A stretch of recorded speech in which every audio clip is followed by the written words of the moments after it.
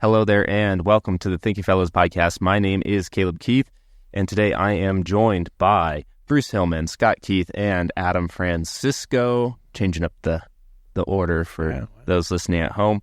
The Thinking Fellows. I've noticed that not only did you drop the moniker doctor from my name, which we all agreed to, which is fine, but you also dropped my title as your father from my introduction.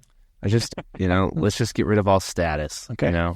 Let's just plan. Yes, topple up. Patriarchy / hierarchy. The world is flat. I refuse to do that since technically I could fire every single one of you I wanted to. So, nope. I figure if people don't realize you're my father when the last name thing comes up, we could be brothers. Oh, wow. Sorry, go ahead with your introduction. My gosh. The Thinking Fellows is brought to you by the 1517 Podcast Network. You can go to 1517.org/podcasts to see all of our shows there. I want to thank you to all of you who partnered with us for our Giving Tuesday campaign at 1517. We raised $200,000 for Giving Tuesday, which is pretty amazing. I don't want to sound greedy, but it doesn't end there, really. 1517 has continuing financial needs, and Giving Tuesday is sort of part one of our end-of-year need, which is around a total of $400,000. So we still have $200,000 to raise this December. If you would like to still support this show, if you haven't yet and you've been thinking about it, we would greatly appreciate that. You can follow the Support This Show links there. You'll be taken to a donation page where you can see some more information about 1517, the amount of resources we've created this year, the amount of people who have listened to shows, just to give you a glimpse at that a little bit. This year, your support, your partnership with 1517 and 1517 podcasts in particular went to create over 1,000 episodes of podcasts in 2023, which is pretty incredible. Those shows had 5 million downloads this year. They were listened to 5 million times, whether those were old backlog shows or brand new shows in that 1,000. The message of Christ crucified for the forgiveness of your sins was through and through those episodes this year, and I appreciate your support and your partnership with us to make that happen. Well, we are doing a multi-episode series here, and it's going to be about science. I've been thinking about this one a lot, and obviously a lot of science talk would have been very popular during the COVID years because there was a lot of trust the science, believe the science getting tossed around there. But in the wake of that, more and more as I watch the kinds of videos and content and listen to the kind of content I like online, for me that's usually cycling and coffee. Man, don't watch one thing on YouTube that's going to take you off of that, or it'll take you down some rabbit holes you never intended to go. That is true. I hear the phrase, the science, over and over and over again. And the thing that's funny about this is I listen to specifically a handful of, they would be called science-driven types of shows, whether it is for the... Don't listen to Neil deGrasse Tyson video. No. Okay. Bruce loved Neil deGrasse Tyson. He said science-type shows, Bruce. No, science-driven. So, Bruce, like an example would be some of the cycling stuff I listen to is about training that would be informed by data or research, right? Or some of the coffee stuff I'm interested in actually has to do with the research behind extracting the solubles out of coffee and how that works and stuff like that. The problem is I keep hearing the phrase, the science, and then let's say 2 months later, the science will say something different about coffee extraction, or will say something different about the health of things. But yet, whatever it is, and we have the science, though. And so I've realized there's, and I think many people have, there's obviously a component here that isn't scientific when people are appealing to the science. So I thought we would do an episode today that kicked off this series called Trust the Science. We would ask some questions like, what is science? What is trust? Is the science a reasonable sort of phrasing or use, or what is meant by it? And how does that interact with sort of our realm of theology Is science replacing religion for people? Is our phrases like trust the science in that realm? So to open up today, I guess the big opening question is, what is science? I think there are two questions. What is science and what is the science? And I don't think they're the same thing. As I understand it, and I don't claim to be an expert here at all, the one thing my expertise on science is limited to the classes I was required to take in undergraduate and the reading that I've done on my own in my own time as a layman. But as I understood it, it was a process by which one maybe made a hypothesis, collected data, analyzed that data, tried to make a conclusion from that data, and then tried to see if that process was repeatable and whether or not the collection of more data and could repeat the process and come to the same conclusion. And once that could happen multiple times, one feels comfortable making a claim. That, as I understood it, was sort of the scientific process. When somebody says trust the science, it seems like they're just saying trust what some priest in a lab coat has told you is true and move along. Yeah.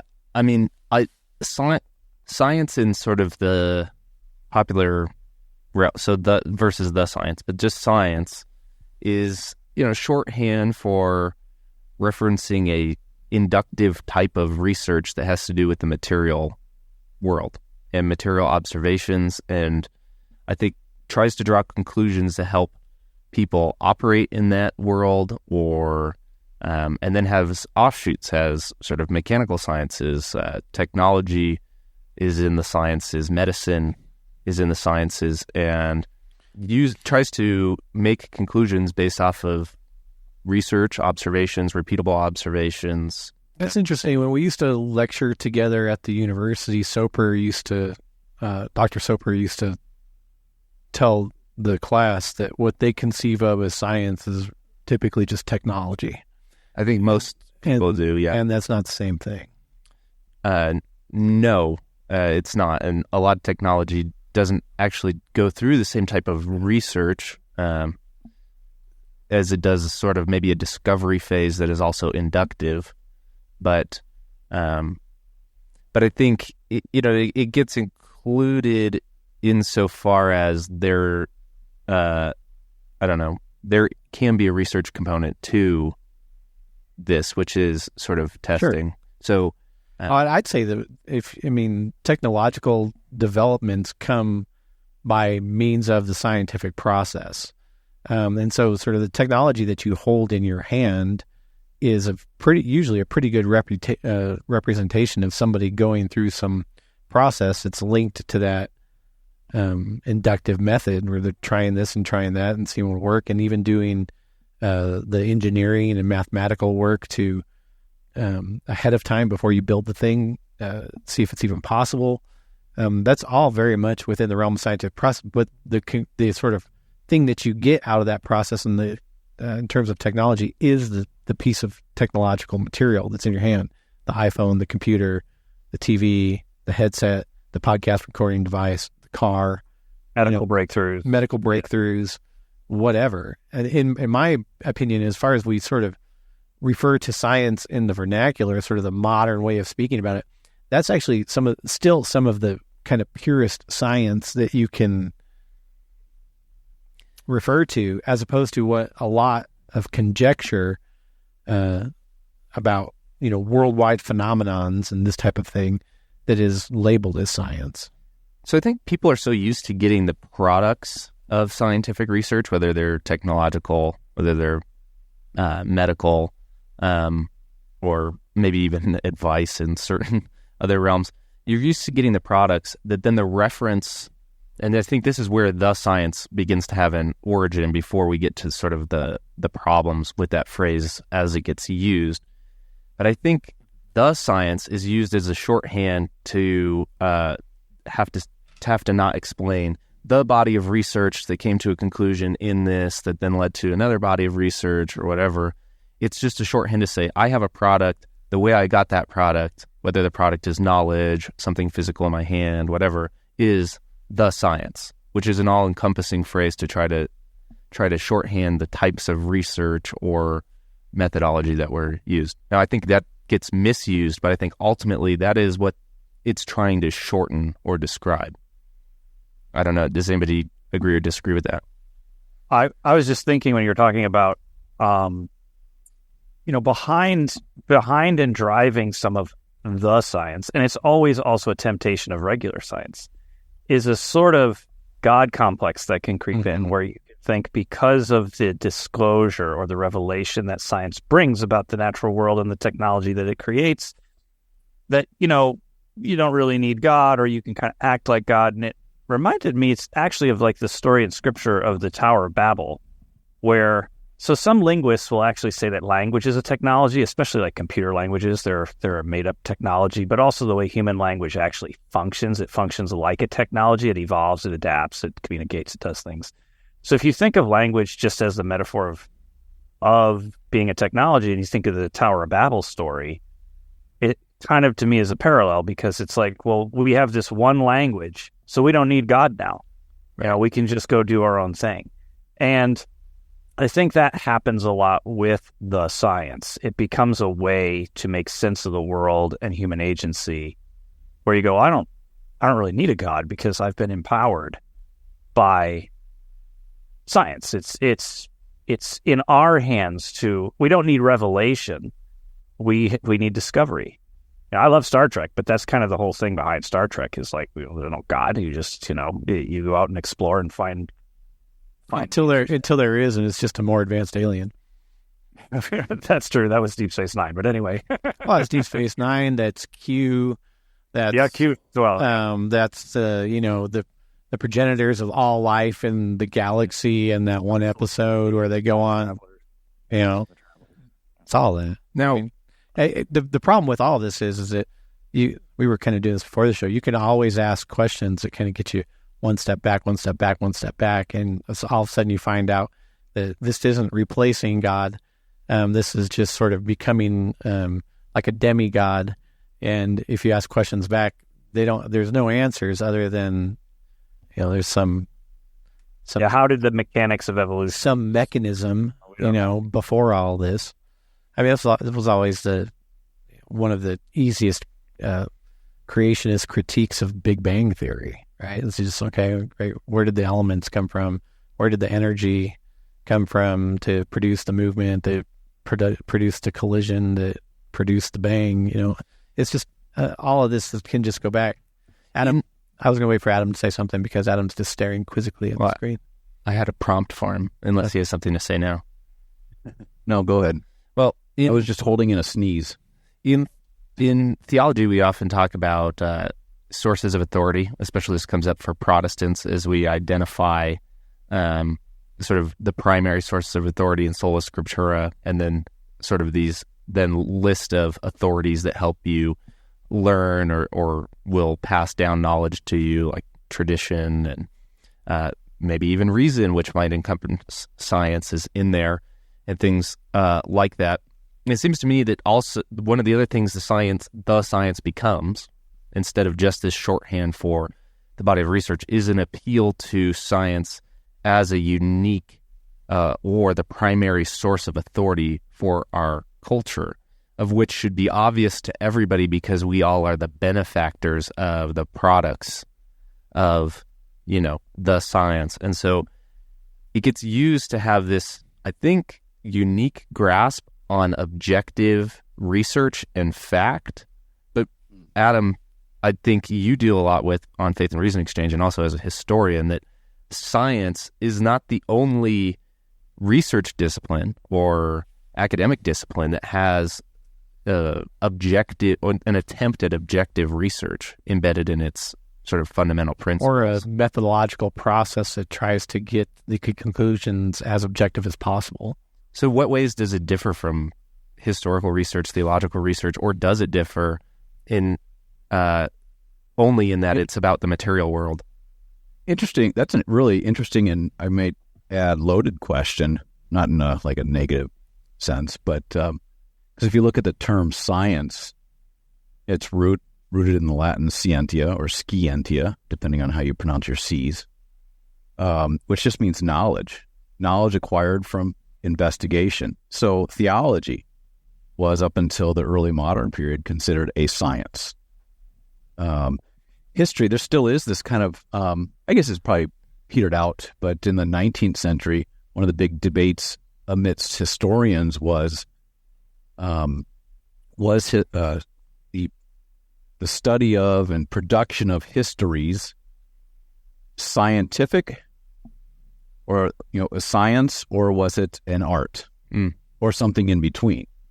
Because there was this in history. There's a German scholar, Leopold von Ranke, who proposed that the task of the historian in the modern age, and he was a 19th century guy, was to write history.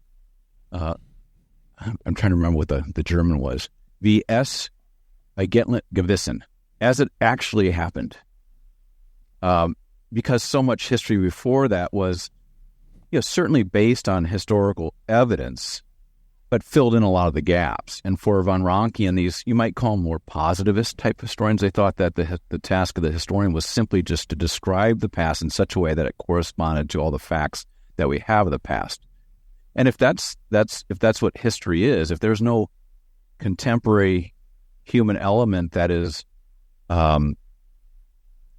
describing the past in a way that's moving or has some sort of rhetorical purpose, then you could describe history as a science. Problem is, it never works out that way. And as historians like scientists, historians like scientists have to make judgment calls. And there's a larger context. There's a tradition that's handed to them that creates, if you will, like boxes that they work in. Or think of let's not do any sort of politics here as much as your dad and I might want to. Think of COVID and vaccines and all these masks and so on and so forth.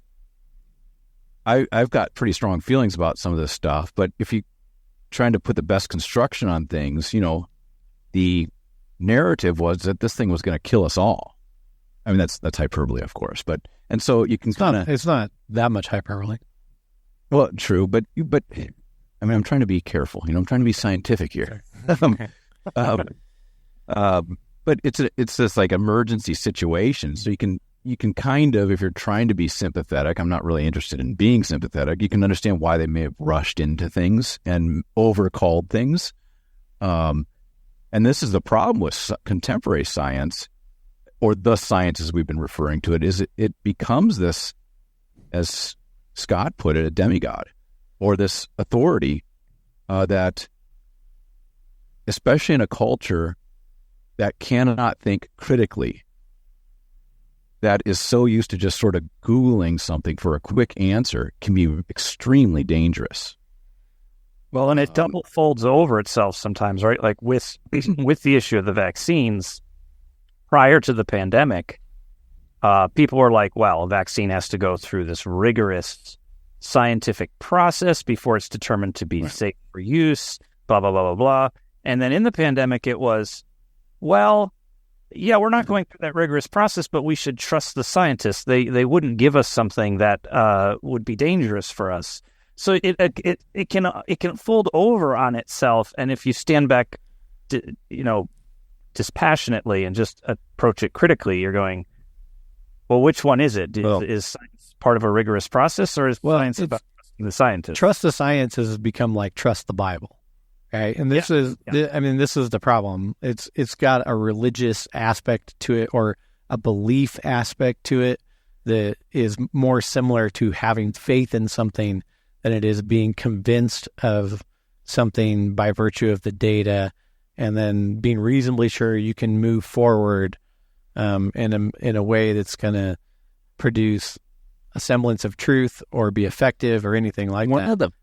And let me finish. The thing that I think is similar here between sort of like trust the science and trust the Bible, or even the corruption that's happened in science and the corruption that obviously happened even within Christianity, you have two things that happen. The politicians kind of get a hold of it, and it becomes a play for political power, that uses these two things, the Bible and science, in order to gain more power.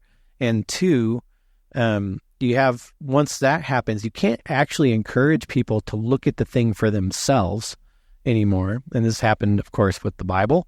And it has now happened, of course, with science. You can't encourage people to look at the data themselves. You instead have to tell them to defer to your chosen set of interpreters, priests, theologians, monks, scientists, social scientists.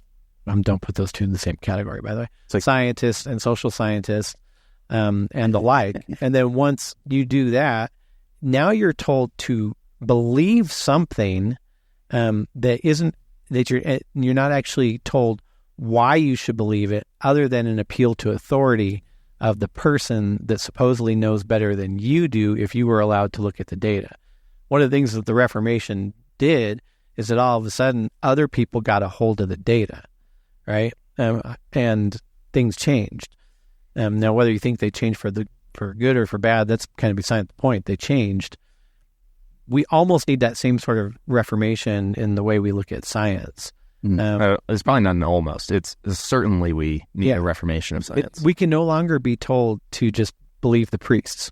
The police have been, in many, many cases, corrupted by the politicians, and they're complicit in a play for power in a way that is not even part of their own training, their own education. Well, can we add this, which is, I think one of the reasons the appeal to science has been so strong was it was timed well with a shedding of religion. We could say religion is biased, it's culturally loaded, it belongs to particular groups of people and not others. Science is agnostic of all of these human issues. It's materialistic, it has no feeling, emotion, morals. And so if we then set aside groups of people to investigate that, no values will come from that, just information. The problem is that's you have this set of people there who have values, have presuppositions, have conclusions that they want, down to, even if their research is good, asking the questions like, why did you want to research this particular topic in the first place? You could do that with theologians and historians too, right? Every single one of us have studied an area of interest that's personally important to us. A pretty easy way to figure out whether or not this is still the case would be to sort of line up 100 random scientists and medical professionals and social scientists and ask, I'm not trying to channel Matt Walsh here too much, and simply ask them what defines a woman. Yeah. And have them give you see how many out of that 100 give you a biological answer. Right. If it's not 99 out of 100, I mean, honestly, if it's not 100 out of 100, you have a problem. But if it's not 99 out of 100, you have a real problem here. You now have to admit that science, just like religion has been co-opted by culture and by sort of the politicians that benefit from these cultural corruptions. But it's still not purely trustworthy on its own, even if it hadn't been corrupted yet. So like a great example is everybody knows about low sodium diet recommendations, right? Well, the guy who started sort of the really popular research on that, research in 1962 that's still used today to set guidelines by the WHO and that's hilarious, by the way. And the FDA. So in 60 years, we haven't produced. Oh, we've produced thousands and thousands of, but that we supplement. Yeah. The original finding. This guy had a psychological disgust of people who put salt on their food before he did the research. Now, that doesn't innately mean the research is bad, but it's certainly interesting when you ask the question when other research happens. I also think the phrase "the science" acts like there is always only one body of research. And actually what it refers to is always consent, mutual consent. Everybody believes the same thing. It refers to the preferred body of research. If I was a scientist today, I would be extremely frustrated because the odds that you do genuine research in an important field that people care about today, say environmental research, say food and dietary, say medical research. The idea that your discovery will be judged based on the merits of your research is probably laughable, and probably for many scientists, I'm sure, extremely frustrating, because there's likely in your field already a preferred set of conclusions and body of research that simply by better research or good counter research is not going to be overturned. And so when you ask the question of what are you trusting when you trust the science, we're not even trusting research anymore. You're trusting a preferred or selected conclusion that probably has some research behind it. I found a thing from a paragraph which I found helpful, which I want to read from the NCSE. I didn't know who they were. They're the National Center for Science Education. They're an anti-creationist organization. So they have a position. Yeah. But I actually found what they said here to be very interesting. They have a little section on their website on theory versus fact. And they bring up two misconceptions. And the two misconceptions are this. Misconception 1, evolution is just a theory. Misconception 2, theories become facts when they are well supported and or proven. And they have this little explanation, which is kind of amazing. It says, there are three important misconceptions propagated in our two statements. The first statement implies that a theory should be interpreted as just a guess or a hunch, whereas in science, the term theory is used very differently. The second statement implies that theories become facts in some sort of linear progression. But in science, theories never become facts.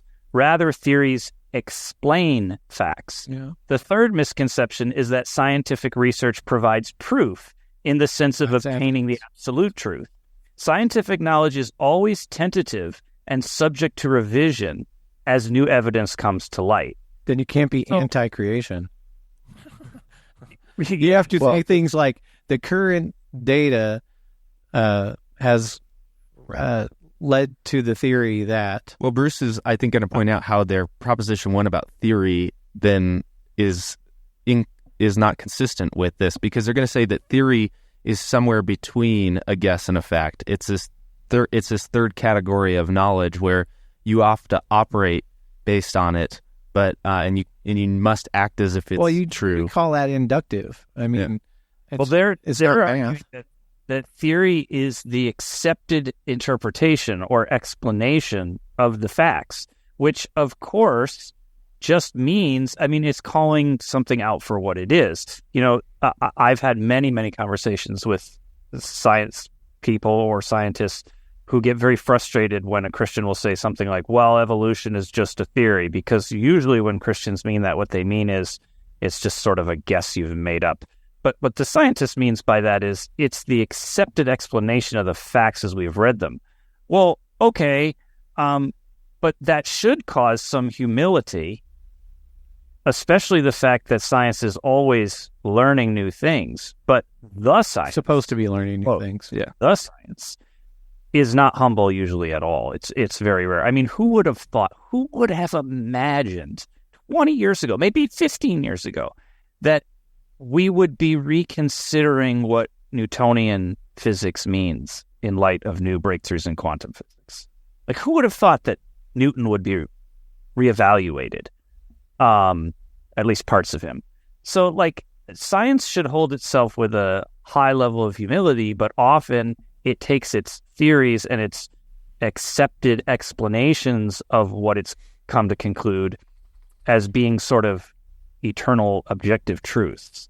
And they're not. And one thing that also scientists hate is not just theology, they hate philosophers for this point. Because like Scott said, you can always go, but why? But why?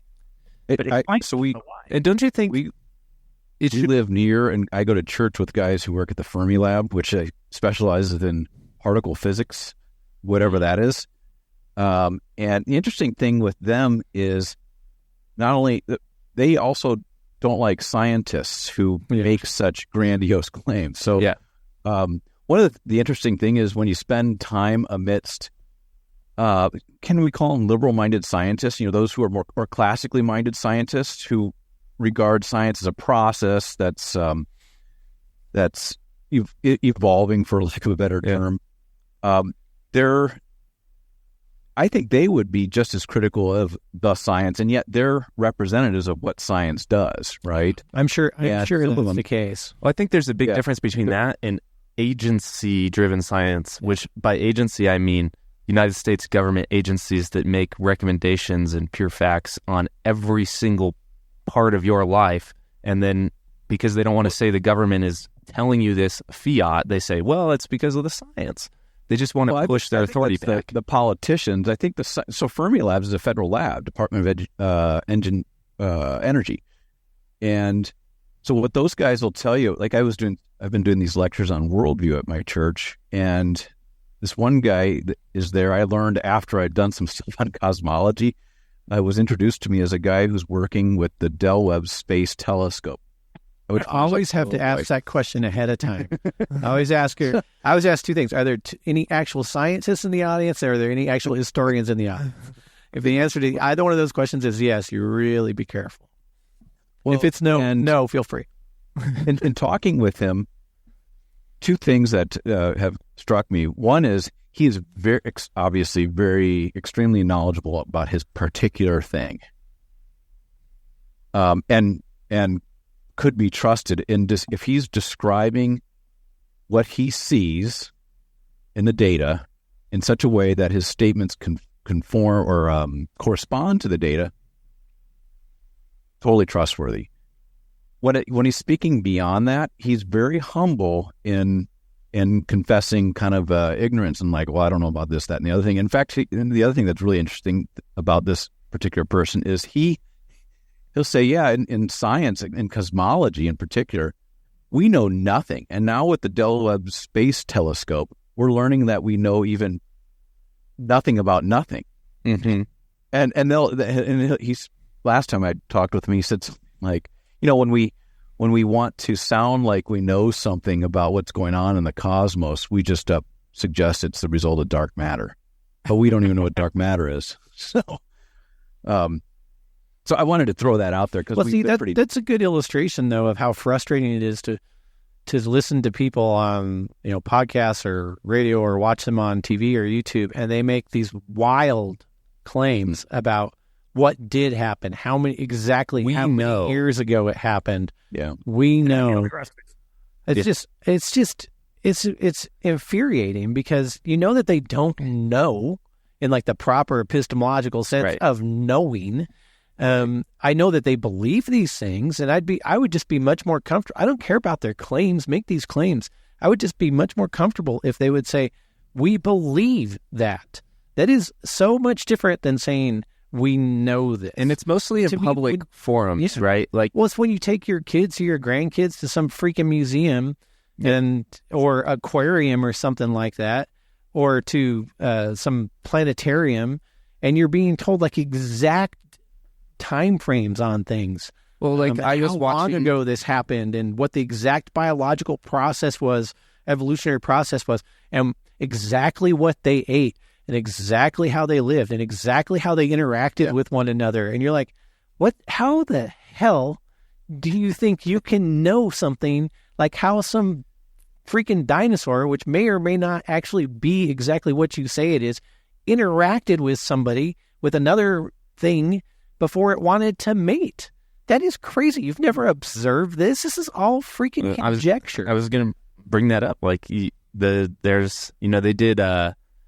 did Apple TV did a dinosaurs thing that is supposed to be like what was the planet one, the Big Blue Planet or whatever, but now dinosaurs. And the whole thing is, we now know that. We now know that. No, you don't now know. You can't observe dinosaurs. Doesn't this sort of suggest, though, the natural proclivity of human beings to create narratives? Yes. And fill in the describe reality? Yes. And may I say the importance of worldview and checking worldviews and worldview analysis and so on? Because these things are powerful, and they create, for lack of a better term, we've got friends who would balk at this term, but they create paradigms in which we live and work and have our being that we can't see past. Right. And eventually, though, those paradigms do shift. Science should play a large role in shifting that, but that's the problem with the science, in that it plays within the rules that are established. The science. So therefore, it becomes ideological. Listening though to this whole podcast so far, and they're saying, "Okay, like I'm tracking with you, I'm following with you guys," but then like, how do you guys personally, but also like, how do you prescribe anyone have confidence in any of the narratives or beliefs that they hold? Well, I honestly would say in any of the beliefs they hold, that's an interesting question, but it's kind of staying on topic on like scientific claims. I would teach people to just be careful to recognize certain use of language that is inconsistent with what is actually science. So when somebody makes the claim that they know something that is absolutely not observable and cannot be found out by a mathematical equation to some degree of certainty, they don't know that. They may think that. I think you have to ask that question, right? Like, how does somebody needs to be in the position of where they're, because you're operating on even this assumption that somebody is analyzing scientific data and saying, oh, how could they know that? Like on the dinosaur thing, a lot of people aren't thinking, well, that's not observable. So first step, that's why I started teach them to. Yeah. The first step is sort of knowing that the principles of science yourself, and probably not just like what you remember about hypothesis testing conclusion from middle school. It's kind of funny. You listen to Adam, the resident historian in the room, and he'll say within history, even if you're really careful, the best historian has to fill in some blanks when telling the story of what happened in the past. And not just some, but a whole lot. Yeah. I'm not a historian, but I might debate you on how much, and depending on how far we go back, right? But if Adam can't say that he knows pretty definitively what happened 60 years ago, 70 years ago, 100 years ago, 200 years ago, based on the available evidence, which is certainly more abundant than something that you're claiming occurred. What's the current number? 7 billion? I mean, when I was a kid, we were in the hundreds of millions, and I know now we're into the billions as far as how old something is. I have a theory as to why we keep making everything take longer, but that's for another podcast. A theory, really? Yeah, but I guess hypothesis. I have a hypothesis. How does someone avoid the feeling that all belief is arbitrary because you can't really know anyway? Not all belief is arbitrary. No, I know. I'm saying someone who feels that way. How do you? Want you to? Yeah, I was on. You interrupted me. I was in the middle. It was taking too long. I was like, you teach people how to reason. Okay, Adam brought this up earlier. People, we live in an age where people emote and feel, and they make conclusions based on emotions and feelings, and they have not been taught how to think through, process, and how to critically analyze anything. And so they go to the museum or they go to the aquarium, and somebody gets on the speaker and says, 5 billion years ago, this fish buried itself in the sand and it walked out as an alligator. And they're like, well, that guy seems really smart. No. Just because somebody sounds smart doesn't mean that they're right. And you have to sort of stop for a second and analyze why they're making that claim, how they're making that claim, what the evidence is for that claim, and go from there. I mean, at the end of the day, while we started out being a little bit critical of the science and some scientists, people need to relearn the freaking scientific method to be able to analyze some of this. At one point, this was something that was part and parcel with even just a high school education. I think the humility that goes along with that was learned in philosophy courses, especially section on epistemology and so on. And all that's not, I mean, this is going to sound hyperbolic, but it's being thrown out the window as colleges move further and further away from sort of a classical liberal arts approach to education. So all you have is like these silos that might specialize in something, but they lose the forest for their particular tree. And before somebody gets on this applies to theology too. I mean, I used to give a lecture quite frequently called the Epistemology of Theology that ended like this. A good theologian stops where the text stops, period. Because in our line of work, if you accept that the Bible is the inspired word of God, the only data you then have to draw from is the text of Scripture. And so when you make conclusions, you try really, really hard not to make conclusions that cannot be supported from the text. Or to say it positively, you only make conclusions that can definitively be supported from the text and be defended from the text. And thus a good theologian stops where the text stops. I would say a good scientist stops where the data stops. But yeah, and Bruce, to answer your question, that is hard to know if somebody did that, right? Because you don't have as much. You have better access to the claims of theologians, which people say are harder to peg down or harder to change or more immovable or less understandable because they're not tangible. You have more access to judging the value statements that a theologian makes, if it's from the Bible, than you do science. And in fact, there's less variance, right? There are probably fewer commentaries on the Gospel of John, which there's probably millions of them, than there are scientific research papers on X given topic from various universities, various students, various employed scientists, various agencies, whatever. You'll never be able to read that whole body of research, which is why people make value judgments. I would say one of the steps that I would apply to people that doesn't just have to do with relearning how to think, which I think you do need to do. There's probably some good books out there. Knowing how to know what you know or knowing why you know it is important, but is to slow down. Like half these things don't actually require you to make a judgment. And if you don't, they don't affect your life in the ways that you think they do. And then sometimes when you're unsure if you can know something's successful or not, life might just put you in a situation where you have to sort of roll the dice, right? Like you don't know, for instance, like if something happens to you where you're going to have a surgery, you don't know if it's going to be successful or not. So you have to say, well, my quality of life is bad or good or otherwise, and this could improve it or decline it.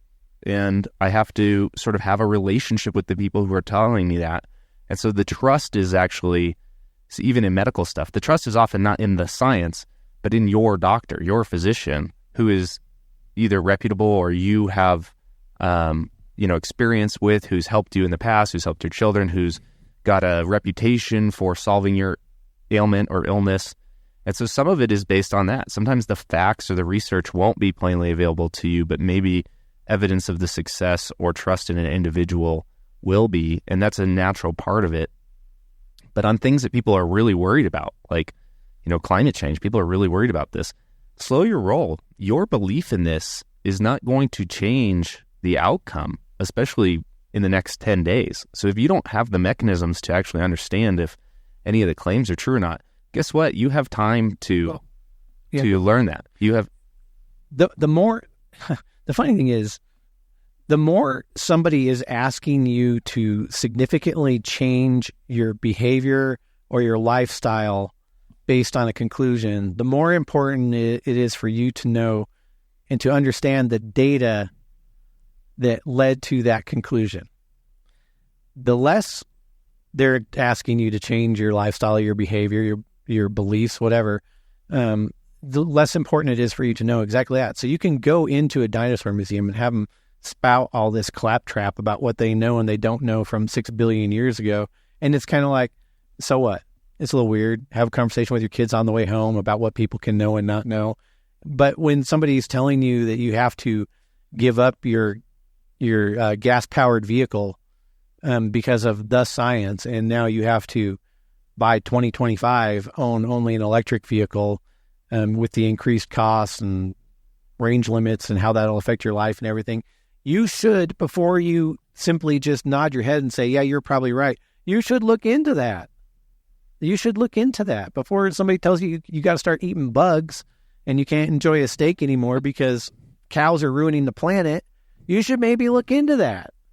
Like maybe before somebody tells you to get a new technology jammed into your body, I'm not saying do it or don't do it, and I'm actually not taking a stand on either one, but you should maybe look into it further. Maybe you should get both sides of it. And that might be, and I guess, Bruce, the other part to answer somebody's question is sometimes when I hear people do that, like with a response like that, like how can I know anything? It's actually kind of covering for, I simply don't want to do the hard work of figuring out if this stuff is reliable or not. I just want somebody to, I want my life to be simpler. I just want somebody to tell me what's true or not. And I'm gonna go with what most people believe is true because that seems safe. And if you really, really want some help with this, it's not that I want more speaking gigs in my life, but I do have a great lecture on this kind of thing called the Epistemology of Theology that I will come do at your church. That just walks people basically through how we know anything at all. And the reality that we all do use an epistemological framework to decipher information, to make conclusions. And just teaching you to recognize what framework you are using, what has historically been used to arrive at something that Adam referred to earlier, a correspondence view of truth where the decisions you make actually correspond to the data that's available to you, and to move forward from there. This is not, there are some big words in there, but this is something that can be done at the lay level if it's something that you did not get in your education already, and that 1517 has several people that could come help you do. Me, Adam, Bruce doesn't travel so much, but if you're in the driving area, Bruce could help with this.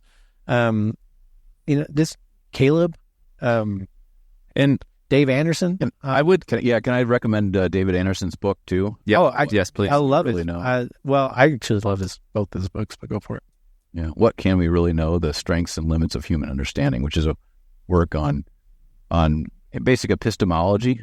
Mm-hmm. But then towards the end, he applies it to theology or the Christian worldview, you might say. Get Dave Excellent. to come talk at your church. I would say to ask, like if you also are prompted by this, I would say it's be proud of being a little more skeptical. Yes. Day to day, and that is scientific. And don't turn it into cynicism. And anytime you hear the phrase "the science," know that there's multiple things wrapped up in it, and one of the primary ones is an appeal to authority.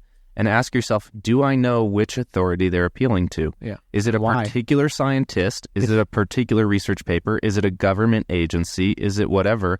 And when you figure out who that source of authority is, maybe investigate them a little bit and check it past your other experiences in life. That's like the first couple 20 minutes in this lecture that I do. Everybody appeals to some authority, to something. The key is to know what authority you're appealing to and whether or not that authority can actually be trusted. And to go from that, authority can be a holy book, it could be a set of data, it could be a person, hell, it could be feelings. But you have to know what it is that you're appealing to make these decisions, and whether or not it's an authority that can be trusted. And I just want, before we leave, I just want to say, I'm not, and to Bruce's question, I'm not encouraging people to be cynical and say, well, hell, we just can't know anything, can we? I am saying be skeptical enough of information that is handed to you, especially that type of information that is asking you to change your life fundamentally, and dig deeper. You live in the information age. I rephrase your term, not that it's wrong in any way, but just to make it sound more positive. Instead of saying be skeptical, be responsible with the data. Yeah, that's good. This morning, gentlemen, and I thank you for listening to this episode of the Thinking Fellows. If you are looking for more content after you've finished this, if you liked this episode, you probably like Faith and Reason Exchange with Adam and David Anderson. So I'd go check that out right after this episode. We will catch you next time. Bye.